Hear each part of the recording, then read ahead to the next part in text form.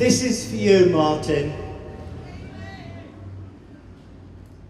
First of all, I would like to thank the organisers of Manchester Pride for inviting me to say a few words and to say what a great honour it is to speak today. Our beloved Martyn was one of the unfortunate victims of the arena attack on the 22nd of May. So I can stand here today and truly say that I understand what it is to go through great and tragic loss, and to face some of the cowardly evil lurking in the world in its various guises. And through this event, we have held our own candlelit vigil, and I have stood in a park filled with people who have come to give us support. And I've got an unforgettable image of all those candles from that night.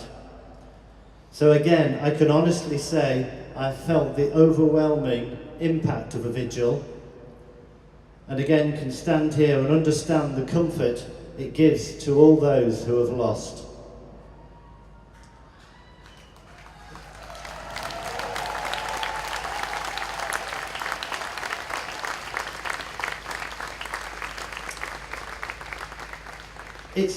It's hard for me to stand here, though, of course, and not mention all the others killed in the arena attack and their families, as our lives are forever entwined. But we should also not forget that there were over 270 other people who were injured and thousands of others affected on that night. But tonight is about remembering and paying our respect to those we have lost to the HIV virus, as well as supporting each other and standing as a united front in the challenges that still face the LGBT community.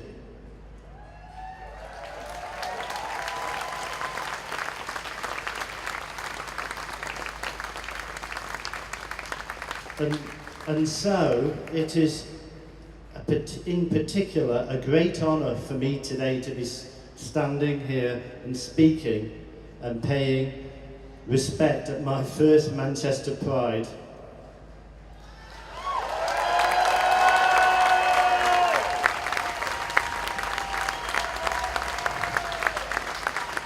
In particular, because my uncle died of HIV more than 20 years ago. He was a person full of energy, caring and fun, whose life was cut short. I remember that his illness and death were little spoken about, almost as if we were ashamed, and that his request for a funeral was a quiet event with just 8 people and no fuss. In stark contrast to that of Martyn's life and who he was, we have been allowed to celebrate and pay respect with the utmost dignity. And it's a poignant moment for many of our family today to be coming together in this way, and many are here to pay our respects. It has been a further great honour for me to work as a GP and to work with the LGBT Foundation in promoting pride in practice, and to try and improve recognition of the many issues and stigmas that still exist in the NHS. And I've been able to speak out in support at Stockport Pride as well as here today.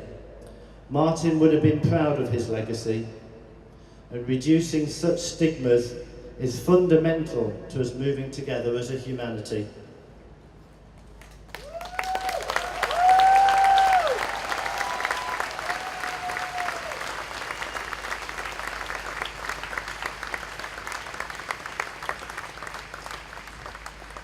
When I think back and reflect, I am proud that I have heard Martyn recite his own coming out story and how easy and normalised it was. For God's sake, anyone who saw that video montage at his funeral of him dancing on the pier in his shorts in Turkey when he was 6 would understand that as parents we knew and did not need to ask.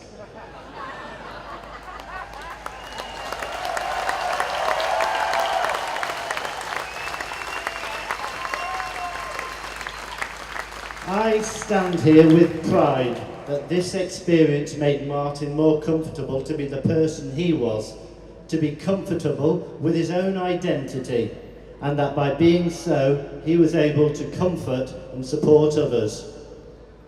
Tolerance and acceptance is fundamental.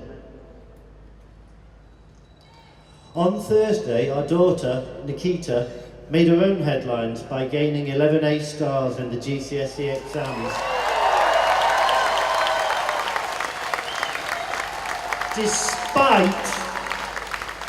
I'll say that again, despite sitting them only days after hearing the tragic news about her brother. As was quoted in the Telegraph, an amazing story of resilience, squaring up to evil and atrocity.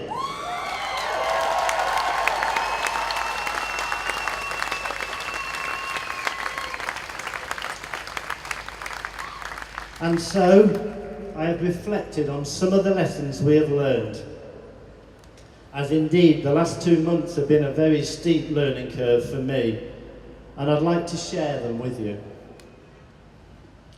One thing, I've learnt to prepare a talk and deliver it in front of, it says here, hundreds, but there's definitely thousands of people here today. Thank you.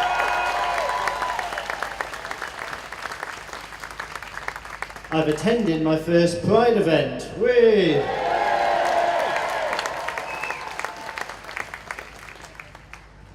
I've learned that Ariana Grande is not a coffee cup size at Starbucks.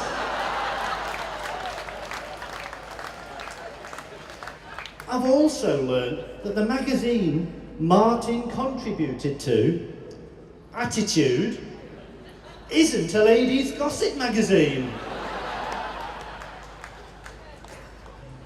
What I'm trying to say is, what we have learned as a family is that we need to keep our humour to get us through.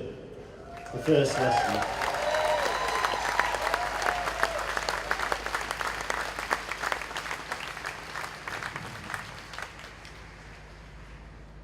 I have learned that there are many, many kind and generous people in Stockport and Manchester, and we've cried over a quiche which was delivered to our house. In the words of Sam Cooke, it is a wonderful world. What we have learned is lesson 2, that the small things count, and that these outweigh any of that evil out there.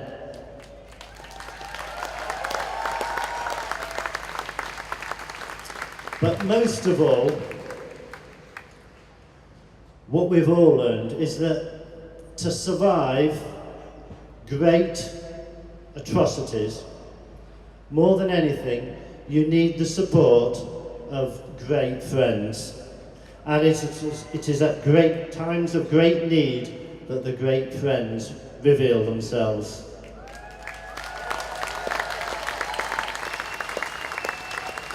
And so I would like to ask Vinny, another great friend of our family now, to come and say a few words of a poem that were read out at Martyn's funeral, and I think it's quite poignant for tonight.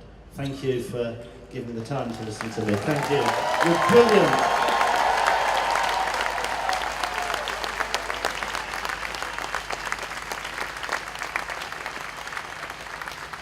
Good evening, Pride. Congratulations on an amazing celebration. I'd now like to read a poem called Endless to everybody that we think of tonight.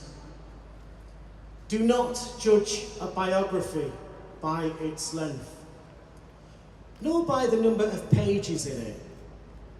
Judge it by the richness of its contents. Sometimes those unfinished are amongst the most poignant.